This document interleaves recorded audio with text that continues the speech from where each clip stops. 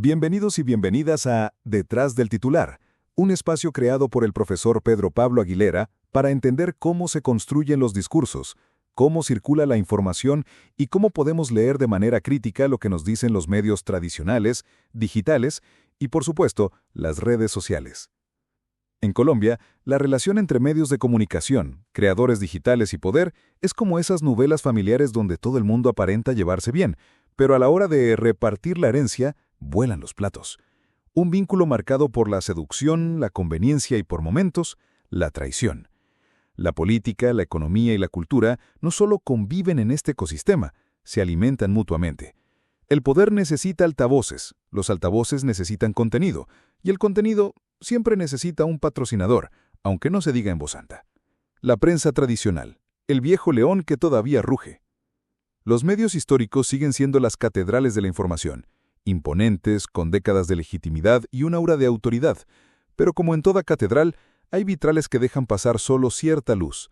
La concentración de la propiedad mediática en Colombia ha creado conglomerados capaces de decidir, casi en solitario, qué se convierte en noticia nacional y qué se pierde en las páginas interiores. En 2018, la campaña presidencial de Iván Duque recibió coberturas que parecían diseñadas para el catálogo electoral, y en 2021, durante el paro nacional, los grandes noticieros como RCN y Caracol ofrecieron una imagen del país en la que las llamas y los vidrios rotos ocupaban la pantalla completa, mientras las denuncias por abuso policial quedaban relegadas a pie de página o a ese bloque final que se emite cuando la mayoría ya apagó el televisor. No es que mintieran, sería demasiado burdo, pero seleccionaron con precisión quirúrgica la porción de realidad que convenía mostrar. Influenciadores, los nuevos bárbaros en la puerta. En el otro flanco están los creadores de contenido digital, que entraron al debate público sin pedir permiso y, muchas veces, sin pedir perdón. TikTok, Instagram, YouTube, las plazas donde antes se bailaba para entretener, ahora también se agitan pancartas y se lanzan consignas políticas. Algunos como Daniel Sampero Espina han hecho del humor un bisturí para abrir en canal la retórica del poder. Otros como EPA Colombia han protagonizado transformaciones narrativas tan dramáticas que merecerían su propia serie documental, de influencer escandalosa, empresaria que opina sobre política y justicia social.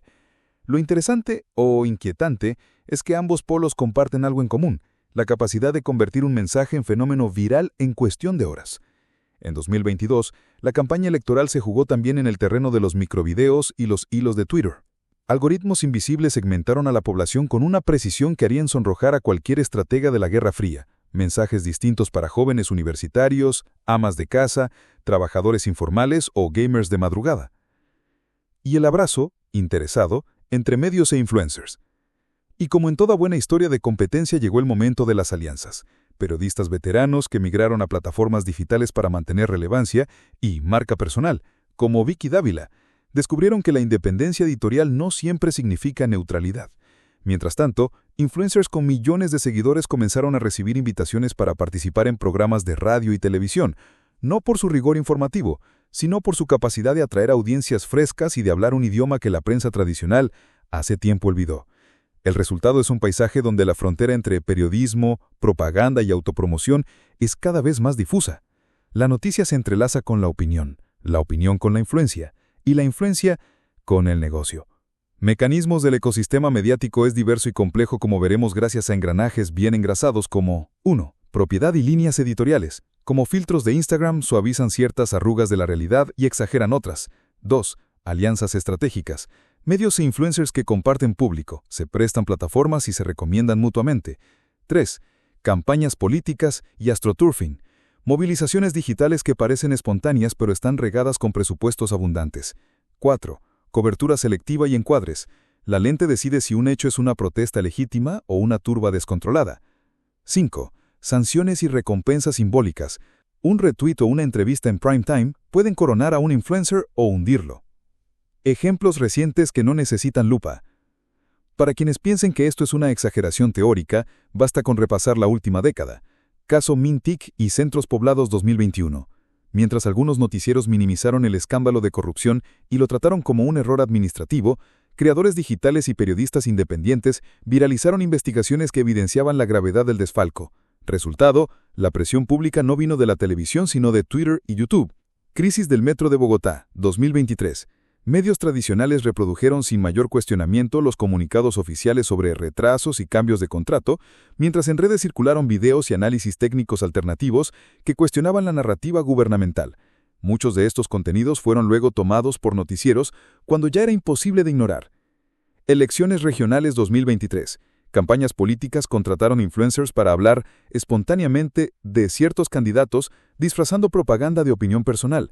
Algunos medios replicaron estos mensajes como tendencias ciudadanas sin verificar el origen. Caso Nicolás Petro 2023-2024. Filtraciones, entrevistas y audios circularon primero en plataformas digitales, muchas veces sin verificación rigurosa, pero con un impacto político inmediato. Posteriormente, los medios tradicionales las retomaron, amplificaron y en algunos casos las reencuadraron para ajustarlas a sus líneas editoriales. Estos ejemplos demuestran que hoy las narrativas se fabrican en cadena. Un contenido puede nacer en un canal de YouTube, viralizarse en TikTok, ser recogido por un noticiero en prime time y finalmente terminar en boca de un candidato en un mitin político. Lo que cambia en cada eslabón no es solo el alcance, sino el ángulo, y ese ángulo rara vez es inocente. Una historia que se repite con nuevos actores. Aunque suene contemporáneo, este matrimonio de conveniencia entre poder e información es tan viejo como la imprenta. En el siglo XIX, los periódicos liberales y conservadores en Colombia no solo informaban, eran trincheras de combate político. Hoy las trincheras están en la nube, pero el principio es el mismo. Quien controla la narrativa, controla buena parte de la realidad percibida. La diferencia es que ahora los relatos viajan a la velocidad de un clic y con la capacidad de segmentar a cada individuo según sus gustos, miedos y esperanzas. Antes la propaganda buscaba convencer a las masas, ahora busca seducir a la persona específica que tienes frente a la pantalla, aunque no sepas que te están hablando. El desafío para la democracia. Esta convergencia plantea un reto ético enorme. Si la ciudadanía no aprende a identificar quién habla, desde dónde lo hace y a qué intereses responde, el debate democrático se convierte en un coro donde las voces independientes se pierden. Una alfabetización mediática crítica ya no es un lujo académico, es una herramienta de supervivencia cívica. Porque al final las noticias no son solo lo que pasó, sino lo que alguien quiere que creas que pasó. Y si no aprendemos a leer entre líneas, la historia la escribirán otros con nuestra firma al pie. Gracias por escucharnos en Detrás del Titular. Comparte este episodio, suscríbase y, sobre todo, mire las noticias con lupa, no con fe.